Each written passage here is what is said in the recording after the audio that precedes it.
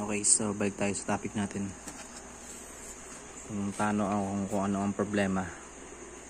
Ito ang problema dyan. Kung nakikapansin nyo, alloy itong surface na to. Ito plastic.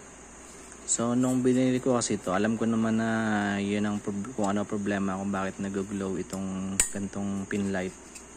Kaso ang expect ko kasi nandito naka-mounting yung LED nya sa plastic na to. Kaya ang tingin ko hindi siya mag-glow. Hindi na rin buksan kasi akala ko hindi siya nabubuksan dahil ito sarado, selyado. Yun pala, tulak mo lang, bubuksan na siya. Kaya sana pala natingnan ko kung bubuksan o hindi. O para makita ko kung ano itsura ng mounting ng LED dito.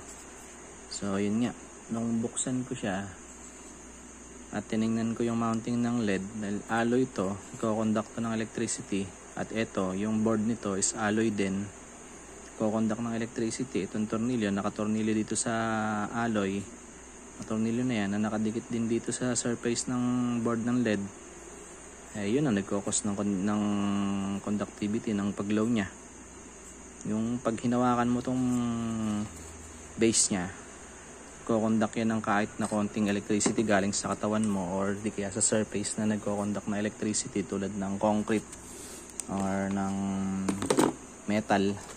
Ayan, yan ang nangyayari. Nagkakaroon siya ng glow. Kaya ang ginawa natin solusyon para hindi na siya mag-glow, niremove natin yung mga screw na yan.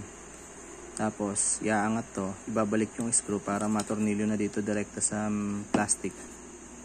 Tapos, itong board ng LED ay nilalagyan natin sa ilalim ng double side tape na pinag-double ang kapal. Tapos, ilalak natin siya ng glue stick sa magkabi mga 4 na sulok para hindi lang siya gumalaw. So, nag-test tayo ng ilaw na buhay ng mga 5 minutes. Kung matutunaw niya yung glow stick sa mga gilid, mukhang hindi naman niya kayang tunawin na. Kasi yung gitna lang naman halos ang umiinit dyan. Yung mga sulok, mga dulo ay hindi naman nagano. Kaya hindi na niya kayang tunawin yung buong glow stick na nakatumpok doon sa dulo. Kaso, ang problema nito, 40 piraso ang i-modify itong ganito ngayon para lang hindi na mag-glow. Dahil no choice na mali na ng bili. Kaya yun. Nagka bibili kayo ng pin light, make sure lang na iwasan nyo na yung mga ganito.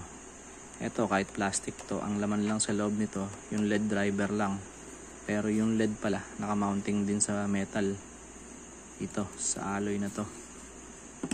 Kaya mas mahirap pa ang nangyari, mas matrabaho. Nakakabit na namin lahat tong pin light na to nung nakita ko na merong isang napakalakas ng glow kasi nadidikit pala siya sa metal paring, kaya ang lakas ng glow. Akala ko nag-110.